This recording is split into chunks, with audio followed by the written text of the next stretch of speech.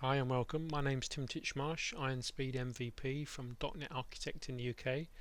Today we're going to be talking about how we might validate our data using the property sheet. So what I've got here is a small application that I've created where we can add vehicles, and what I want to do is put some validation in. So let's just see it in action.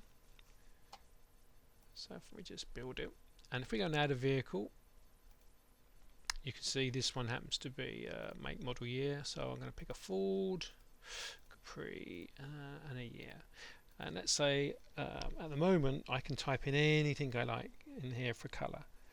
So let's say it's gold.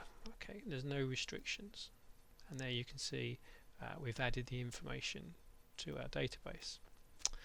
What if we want to put a restriction in, so any colour as long as it's black, for example? How would we do that?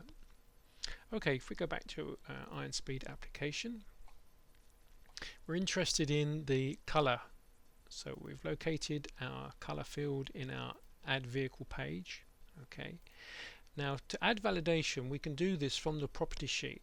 The property sheet is here on the right hand side and can be made visible or not, so just check on your view to make sure you've got properties ticked if you can't see it.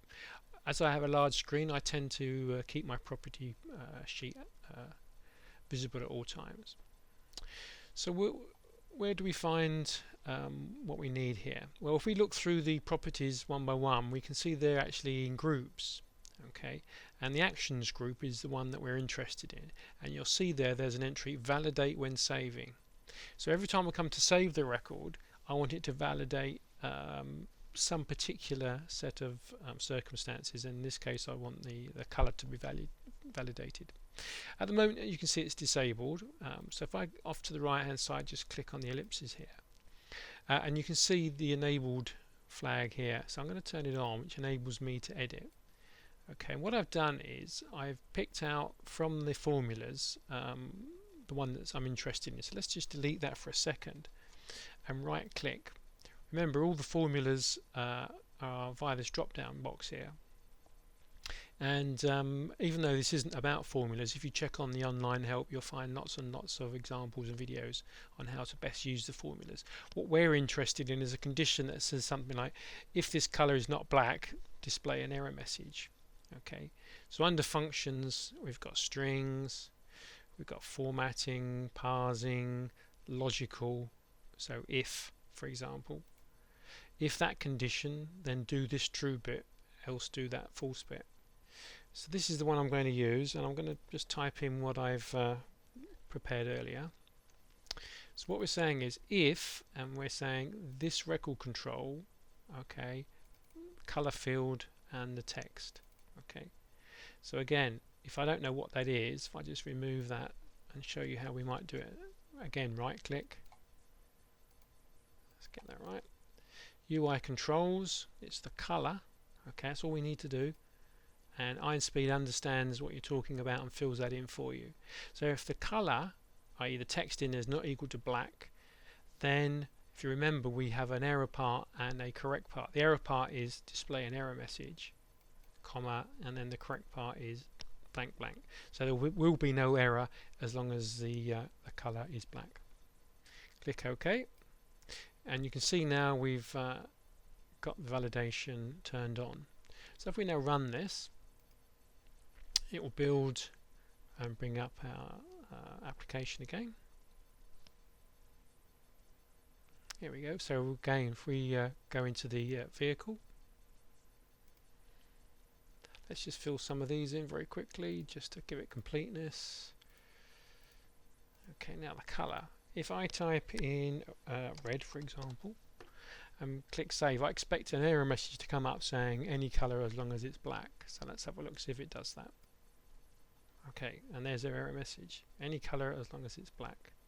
So it won't let me, it won't even get to the save part until the validation's passed. So if I now change that to black, click save, it's passed the validation and my record is now in there. Okay, so that's in very simple terms how we would do that. So let's just recap the other types of validations we could do. we just chose one that was based on that field there. Okay, there are others. So if you wanted a date and time, you could, if you had a date field there, check that the date was correct or less than or greater than a particular date. Strings, you can uppercase, lowercase before doing the validation. So you could, if you wanted to, make sure that it was uppercase by forcing it into uppercase. You've got maths, some logicals, formatting. Formatting just means that you can format a particular field. It's not part of validation per se, but you could say if it's formatted incorrectly, that would be a validation error. Security, if you can get who the user is. So if you wanted to make a change, you could say, but if the user isn't Tim, for example, then throw an error up. So that's some way of restricting who can make changes at runtime. So that's how you do validation. Also in the series there is using the property page to initialize values, and the other one is for enabling and customizing the query using the property sheet. So I hope you enjoyed that one, and I look forward to talking with you again. Many thanks.